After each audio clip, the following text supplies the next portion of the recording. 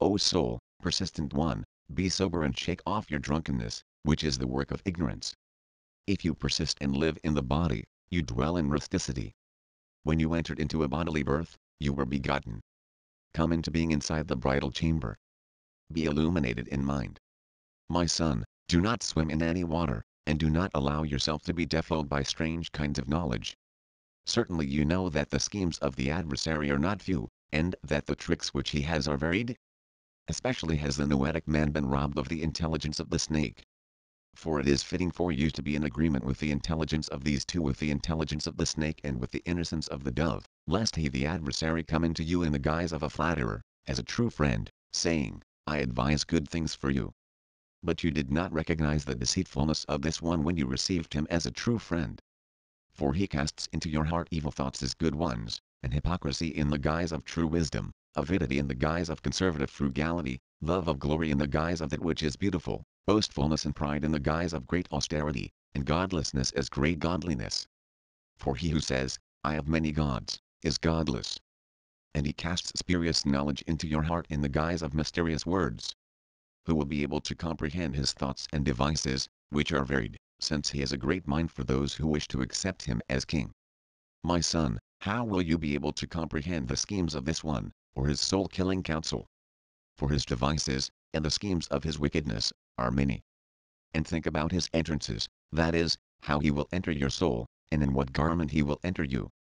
Accept Christ, who is able to set you free, and who has taken on the devices of that one, so that through these he might destroy him by deceit.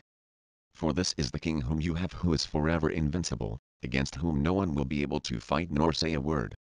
This is your king and your father, for there is no one like him.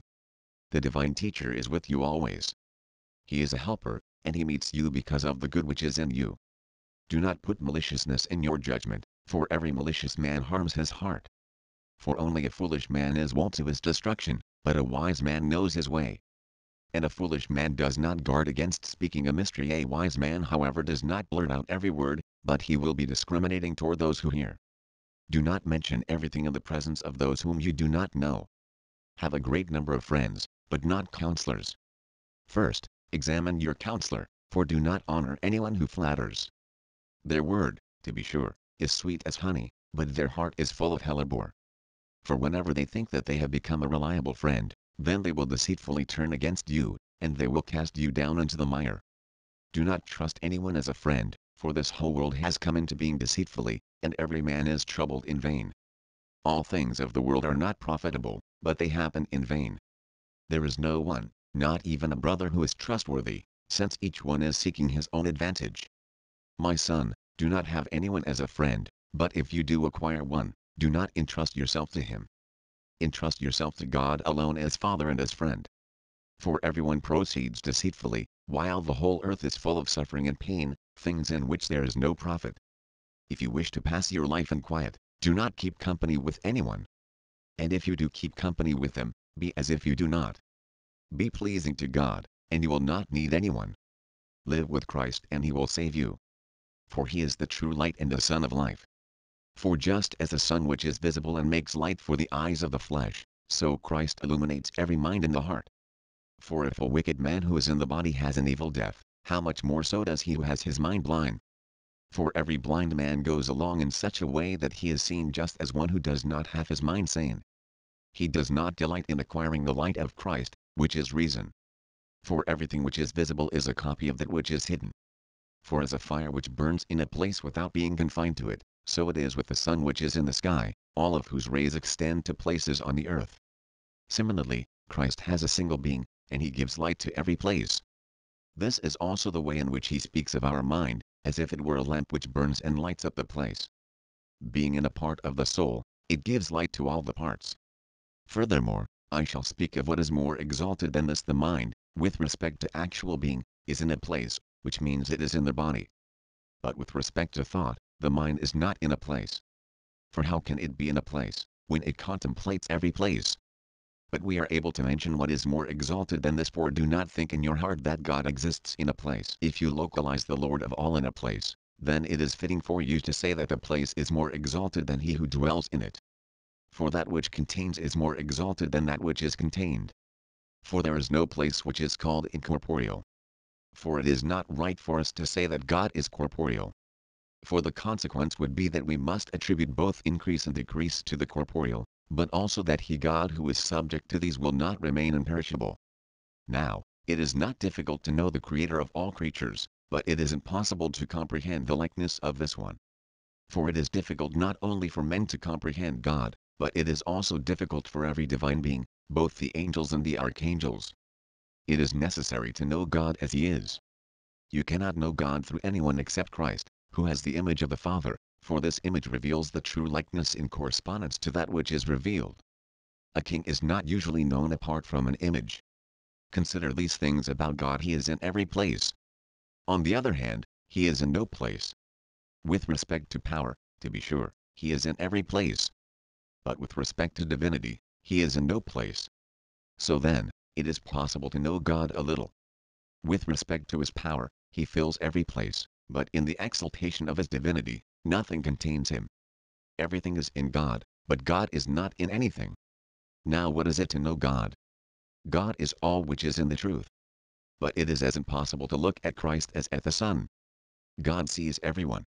No one looks at him. But Christ, without being jealous, receives and gives. He is the light of the Father, as he gives light without being jealous.